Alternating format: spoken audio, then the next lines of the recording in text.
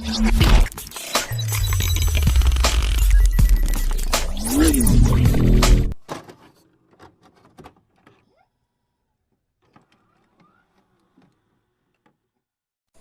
pagi dan salam sejahtera bagi kita semua. Halo rekan-rekan mahasiswa dan mahasiswi STKP Persada Khatulistiwa Sintang kelas C12. Baik, kami di sini dari kelompok 3 ingin mempresentasikan hasil tugas kelompok kami yang berjudul Medan Makna dan Hiponim Kata Baku dan Non Baku. Pertama-tama, marilah kita panjatkan puji dan syukur kepada Tuhan Yang Maha Esa, di mana pada kesempatan kali ini kita selalu diberikan kesehatan dan juga kita dapat melaksanakan presentasi. Baik, di sini saya sebagai moderator dari kelompok 3. Di sini kami beranggotakan 6 orang. Yang pertama, saya sendiri, Franciscus Agustian Sanda. Yang kedua, Eligia Paulena. Yang ketiga, Yosipa Kristiana. Yang keempat, Rintan Destauri. Yang kelima, Maya Anggela. Dan yang keenam, Wawan Setiawan. Baik, di sini kami akan mempresentasikan video presentasi dari kelompok kami. Selamat menyaksikan.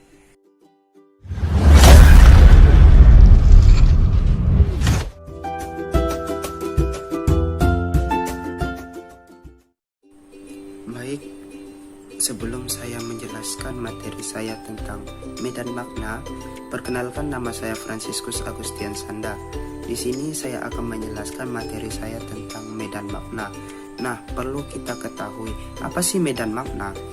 Jadi dalam Kamus Besar Bahasa Indonesia, medan berarti tempat yang luas atau ruang lingkup. Sedangkan makna merupakan pertautan yang ada di antara unsur-unsur bahasa. Jadi arti luasnya bahwa medan makna adalah bagian dari sistem semantik bahasa yang menggambarkan bagian bidang kehidupan yang direalisasikan oleh unsur kata yang maknanya berhubungan. Nah, jadi di dalam suatu medan makna tersebut tadi telah disebutkan bahwa terdapat suatu sistem semantik bahasa. Apa sih sistem semantik bahasa yang terdapat dalam medan makna? Sistem semantik bahasa adalah suatu studi tentang makna. Jadi semantik merupakan bidang kajian yang sangat luas karena turut menyinggung suatu aspek-aspek struktur dan fungsi-fungsi bahasa, sehingga dapat dihubungkan dengan psikologi, filsafat, dan antropologi. Jadi sistem semantik ini sangat berperan penting yang terdapat di dalam medan makna, karena sistem semantik merupakan aspek struktur dan fungsi-fungsi bahasa. Nah, setelah kita mengetahui apa itu medan makna, apa itu sistem semantik bahasa, di sini saya akan memberikan salah satu contoh kata medan makna. Di antaranya saya ambil dari contoh peralatan rumah tangga. Peralatan rumah tangga dalam Kamus Besar Bahasa Indonesia adalah peralatan berarti berbagai alat perlengkapan, sedangkan rumah tangga dalam Kamus Besar Bahasa Indonesia berarti segala sesuatu yang berkenaan dengan urusan kehidupan dalam rumah. Jadi peralatan rumah tangga adalah berbagai alat kelengkapan yang dibutuhkan dalam kehidupan berumah tangga. Nah, dengan menggunakan peralatan rumah tangga, di sini manusia bisa menata hidupnya dalam keseharian, termasuk dalam mengolah makanan untuk mencukupi kebutuhan sehari-hari. Peralatan rumah tangga memiliki ciri, bahan, dan tempat diletakkan yang berbeda. Perbedaan tersebut dapat dibedakan dengan menggunakan teori medan makna. Untuk melihat klasifikasi atau pengelompokan dalam peralatan rumah tangga seperti contohnya yaitu piring plastik, gelas plastik, ember, gayung, dan lain-lain. Kata tersebut berada dalam suatu bidang peralatan, yang dimana bidang peralatan tersebut termasuk dalam peralatan rumah tangga yang terbuat dari bahan plastik. Nah, di sini saya memberikan salah satu contoh lagi tentang teori medan makna atau tentang kata-kata medan makna. Di sini saya mengambil kata-kata medan makna dalam bentuk warna. Nah, contoh dalam kata teori medan makna, di sini kata warna terdapat kuning, merah, hijau, dan biru. Kata tersebut berada dalam suatu kelompok, yakni kelompok warna. Mengapa demikian? Karena dari pernyataan disimpulkan bahwa teori medan makna adalah kumpulan-kumpulan kata yang maknanya saling berhubungan, disebabkan karena masing-masing dalam suatu konteks serupa. Jadi, kata-kata yang terdapat di dalam medan makna merupakan kata-kata yang merupakan hubungan karena disebabkan masing-masing konteks serupa. Nah, jadi di dalam teori medan makna tadi dijelaskan suatu sistem semantik bahasa. Jadi, sistem semantik bahasa merupakan suatu kajian makna yang terdapat aspek struktur dan fungsi-fungsi bahasa. Jadi, begitulah tentang medan makna yang dapat saya jelaskan. Untuk materi selanjutnya tentang pengembangan teori medan makna akan dijelaskan oleh Saudari Rintan Destauri.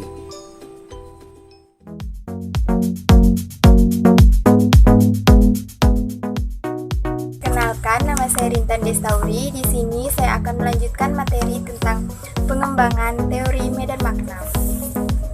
Teori medan makna ialah asumsi bahwa bahasa terdiri dari suatu sistem atau satu rangkaian subsistem yang saling berhubungan. Nah, menurut Trier, tahun 1924 memusatkan perhatiannya dalam dua hal. Yang pertama, asosiasi hubungan kata secara paradigmatik, maksudnya relasi makna dengan fungsi sintaktis dari sebuah kata, kelompok kata, atau kalimat. Yang kedua, relasi makna kata dari periode yang berbeda. Lalu di sini saya ada memberikan contoh kalimat.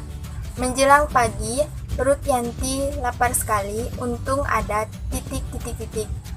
Titik-titik dalam kurung dapat diisi dengan beberapa kata seperti roti, nasi, dan sebagainya. Kata dapat diisi dalam kurung yang bergaris karena menunjukkan acuan refer, yaitu dapat dimakan. Nah, inilah yang disebut asosiasi hubungan kata secara paradigmatik. Kemudian juga harus memperhatikan frase menjelang pagi, sehingga tidak dapat memilih kata rujak. Karena pasti pagi hari biasanya lebih tepat diisi dengan roti atau nasi. Nah, inilah yang disebut relasi makna kata dari periode yang berbeda. Sekian penjelasan dari saya, terima kasih.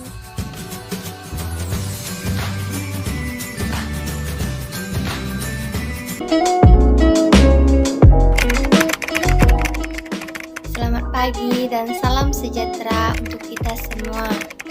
Nah, di sini pertama-tama perkenalkan, nama saya Eligia Paulena. Di sini saya melanjutkan materi tentang pengelompokan medan makna. Pengelompokan medan makna, kata yang berada dalam suatu medan makna yang dapat digolong menjadi dua, yaitu kalokasi, kedua set. Nah, menurut Abdul, kalokasi berasal dari bahasa Latin koloko yang berarti ada tempat yang sama dengan menunjukkan hubungan sintaktik yang terjadi antara kata-kata atau unsur leksikal itu. Nah, masing-masing hubungannya kata dalam alokasi relatif tetap.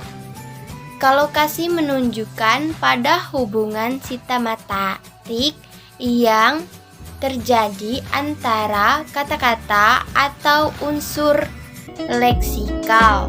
Nah, makna kata yang tertentu berkenan dengan kaitan kita tersebut dalam kata lain yang merupakan kolokasinya. Contoh, garam, gula, bawang putih, bawang merah, lada, merica, ketumbar, dan lainnya beralokasi dalam pembicaraan mengenai tentang bumbu dapur. Nah, sedangkan set, menurut Abdul, setiap unsur leksikal dalam suatu set dibatasi oleh tempatnya.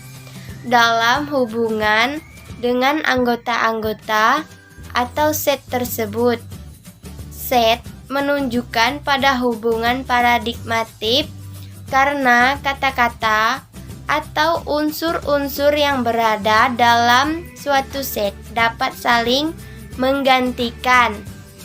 Nah, dalam suatu set biasanya berupa sekelompok unsur leksikal dari kelas yang sama dan tampak suatu kesatuan. Nah, contohnya bayi, kanak-kanak, remaja, dewasa, dan orang tua. Contoh lain, hubungan manusia dengan Tuhan. Menurut ajaran ketuhanan yang Maha Esa adalah klausa prima atau sebab utama hubungan lain. Dari contoh kalimat tersebut, hubungan paradigma yaitu Tuhan yang merupakan tempat paling tinggi, sedangkan manusia berada di bawah Tuhan karena manusia merupakan ciptaan Tuhan. Nah, umpamanya kata candi dapat masuk ke dalam kelompok medan makna kesejarahan. Jadi, pengelompokan kata atas medan makna ini hanya bertumpu pada makna dasar, makna denotatif, atau makna pusatnya saja. Nah, sekian dari materi yang saya jelaskan dan akan dilanjutkan oleh pemateri selanjutnya. Terima kasih.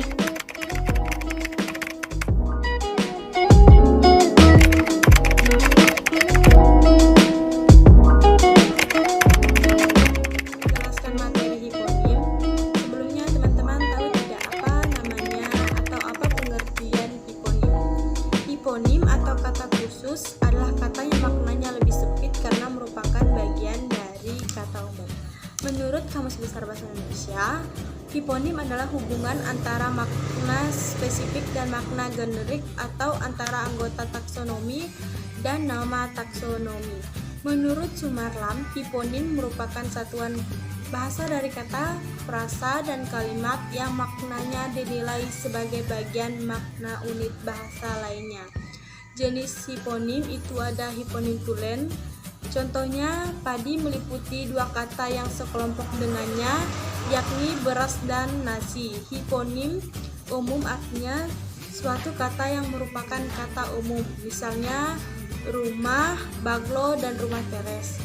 Hal tersebut menunjukkan suatu jenis makna harus digabungkan dengan kata rumah agar membentuk sebuah komponen kata nama. Hubungan makna dari aspek hiponim yaitu adanya hubungan semantik yang ada di dalam satuan bahasa yang berbentuk ayat dan frasa melalui relasi makna bisa dinyatakan kesamaan makna, pertengahan makna, jangkauan makna, kegandaan makna, dan kelebihan makna. Relasi makna tersebut bisa dimengerti seandainya melati merupakan hiponim dari bunga. Sebab melati termasuk jenis bunga. Melati memang bunga, namun bukan hanya bunga melati saja yang bunga, masih banyak bunga yang lainnya. Contohnya bunga kembang sepatu, bunga matahari, bunga anggrek, bunga sedap malam, bunga sakura, dan bunga lain-lainnya. Kemudian contoh hiponim itu ada 3. Pertama, hiponim bunga yang saya sebutkan tadi ada melati, dahlia, anggrek, matahari, bunga sedap alam, dan lain-lainnya. Dan yang kedua itu ada hiponim hewan, itu anggotanya kucing, ayam, burung, cicak, buaya, dan kupu-kupu. Kemudian yang terakhir ada hiponim buah. Buah jeruk, mangga, salak, manggis, semangka, dan anggur. Sekian dari saya, terima kasih.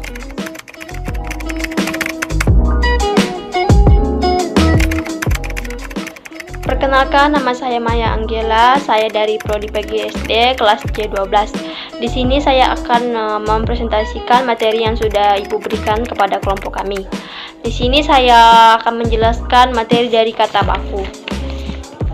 Kata baku adalah kata yang aturan dan ejaannya sudah disesuaikan dengan kaidah bahasa Indonesianya. Kata ini digunakan secara resmi dalam bahasa Indonesia yang baik dan benar. Kata baku, kata yang sudah dibentuk mutlak baik penulisannya dan pengucapannya. Menurut KBBI, kata baku yaitu suatu tolak ukur yang ditetapkan berdasarkan kesepakatan standar. Sedangkan menurut Halim, kata baku yaitu adalah suatu ragam bahasa yang dilembagakan dan diakui oleh warga pemakainya sebagai ragam resmi dan sebagai kerangka rujukan norma bahasa dan penggunaannya. Selanjutnya yaitu ciri-ciri kata baku. Yang pertama, kata baku tidak dipengaruhi oleh bahasa daerah. Dan yang kedua yaitu kata baku tidak dipengaruhi oleh bahasa asing. Selanjutnya yaitu pada pemakainya, imbauan kata baku ini bersifat eksplisit. Dan selanjutnya yaitu baku adalah bahasa percakapan. Dan yang terakhir yaitu kata baku digunakan sesuai dengan konteks kalimat.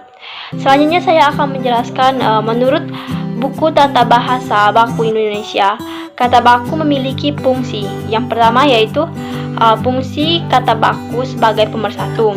Artinya bahwa tanpa menghilangkan ciri khas ragam bahasa di setiap daerah di Indonesia, bahasa baku mempersatukan masyarakat dari seluruh penutur dialog masing-masing daerah. Selanjutnya yaitu fungsi kata baku sebagai pemberi kekhasan. Artinya bahwa kata baku ketika dibandingkan juga dengan bahasa lain yang serumpun seperti bahasa Melayu yang digunakan di daerah tetangga maupun di Sumatera, bahasa Indonesia sudah berbeda. Perbedaannya itu akan memberikan dampak yang positif dan kemantapan aturan di bangsa Indonesia. Selanjutnya yaitu fungsi kata baku sebagai pembawa kewibawaan. Artinya bahwa fungsi ini berkaitan dengan usaha seseorang untuk mencapai kesederajatan dengan peradaban lain yang dikagumi melalui penggunaan bahasa baku. Yang terakhir yaitu fungsi kata baku sebagai kerangka acuan. Artinya bahwa fungsi ini berarti bahasa baku menjadi tolak ukur dan menilai dan menentukan bahasa yang tepat dan juga sesuai dengan acuan. Sekian dari saya, terima kasih.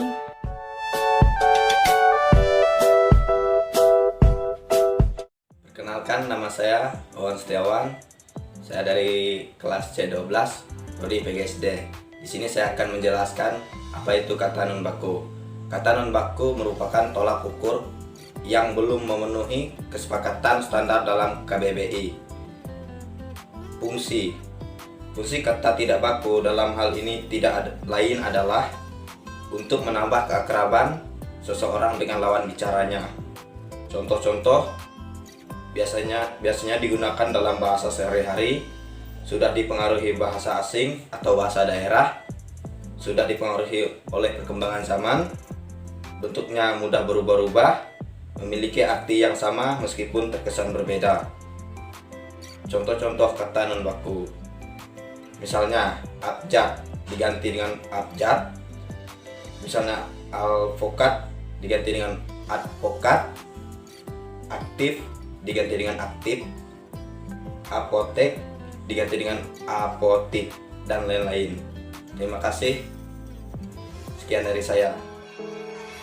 Sekian video presentasi dari kelompok kami.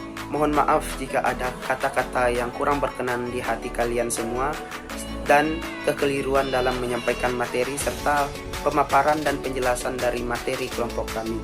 Sekian dan terima kasih. Selamat pagi. Tuhan Yesus memberkati kita semua.